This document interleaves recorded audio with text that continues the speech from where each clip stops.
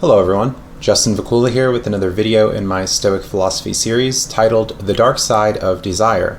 You can find me on Facebook, Twitter, Instagram, Twitch, and my website at justinvacula.com. Links are in the video description. My Stoic Philosophy video series explores the philosophical tradition of Stoicism with goals to inform, empower, and help others benefit from the practical wisdom of ancient Greek, Roman, and modern thinkers. I tackle many topics including handling adversity, finding meaning in life, working toward contentment, dealing with change, anger, and gratitude. Stoic writers such as Epictetus, Marcus Aurelius, and Seneca reflect upon desires, generally seeing a want for things like pleasure, fame, wealth, possessions, and a lavish lifestyle to have negative consequences. Desires are typically used interchangeably with vices, as I'll talk about later in the video. These wants, which may bring negative consequences, in contrast to healthy desires, such as helping others, contributing positively to society, and improving your personal character.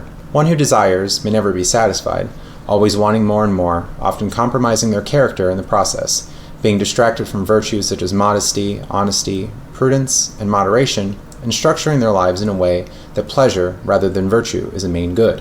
What happens when our desires may come into conflict with virtue? Will we sell out? Will we abandon friends, romantic partners, family members, and others whom we trust? Will we become slavish to our desires? Will we maintain control or be pushed and pulled as those with substance abuse disorders may be, seemingly lacking an ability to stop and neglecting ourselves and more worthwhile goals in our lives? What if we desire something that is outside of our control and do not get what we want? How will we react?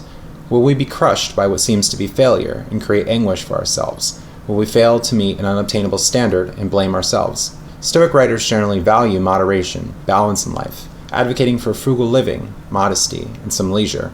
While pursuing virtue, studying and applying philosophy to everyday life, working on self-improvement, and making positive contributions to society, we can have room for pleasure, but in doing so, being mindful that certain pleasures can be vices and lead us astray. Question what we desire, whether it really has value, and remain focused on what matters for us in this life. Seneca writes in his letter on pleasure and joy, "For we Stoics hold that pleasure is a vice.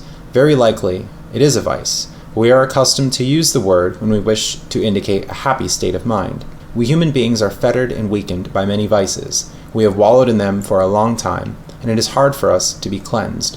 We are not merely defiled, we are dyed by them. But to refrain from passing from one figure to another, I will raise this question, which I often consider in my own heart. Why is it that folly holds us with such an insistent grasp? It is primarily because we do not combat it strongly enough, because we do not struggle against salvation with all our might. Perhaps it is the case, as Seneca suggests, that we are creatures of habit and haven't questioned our behaviors which may bring about negative consequences. Maybe we see certain desires as good when they are really vices and indulge too much or in an unfitting manner. In difficult times, perhaps we also retreat to past harmful behaviors or unhealthy coping mechanisms, which may offer some temporary relief or a quick fix, but might not be a benefit in the long run. Some self-awareness and courage to be honest with ourselves, admitting fault where it is proper, is due when thinking about our vices. Seneca, for instance, views flattery as something empty and encourages us not to desire it. He writes, "We should say to him who flatters us, 'You call me a man of sense, but I understand how many of the things I crave are useless, and how many of the things I desire will do me harm.'" Real joy, on Seneca's view, can be found in contentment and strong character, with fewer desires and fewer worries.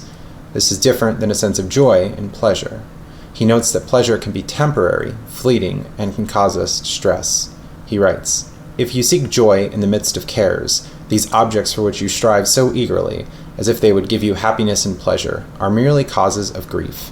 All men of this stamp, I maintain, are pressing on in pursuit of joy, but they do not know where they may obtain a joy that is both great and enduring. One person seeks it in feasting and self-indulgence, another in canvassing for honors, and in being surrounded by a throng of clients, another in his mistress, another in idle display of culture and in literature that has no power to heal. All these men are led astray by delights which are deceptive and short-lived, like drunkenness, for example, which pays for a single hour of hilarious madness by a sickness of many days." Elsewhere, in Seneca's writings, in the letter titled On Being, he calls for a rest from work, even from pursuing philosophy, and indulging in entertainment, in leisure.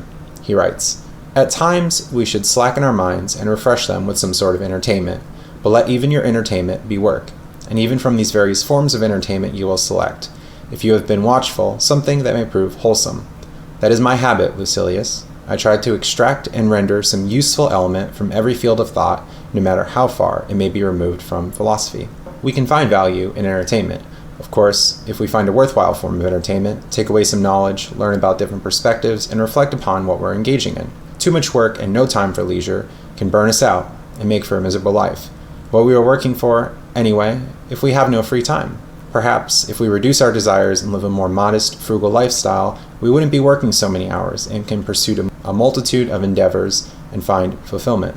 Reducing our desires and having focus on that which has value, not succumbing to vices and prioritizing those, can make for a more content life. Fewer desires, fewer worries, more tranquility is the common theme within Stoic writings. Hold healthy desires, of course, but question those which may not be. Seneca writes a letter titled On Quiet and Study, in which he talks about many distractions we may face in life, that it can be difficult to maintain focus and concentrate. Perhaps we can't have control over what happens external to us, but we can work on calming our emotions, reflecting on them, and being mindful of situations and desires that can cause disquiet within. Our desires can cause us great worry, great stress, interfere with our sleep, and not allow us to be calm, to be content, to be satisfied with life.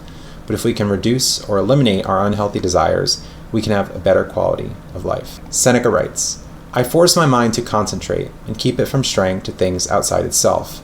All outdoors may be bedlam, provided there is no disturbance within, provided that fear is not wrangling with desire in my breast, provided that meanness and lavishness are not at odds, one harassing the other. For of what benefit is a quiet neighborhood if our emotions are in an uproar? No real rest can be found when reason has not done the lulling.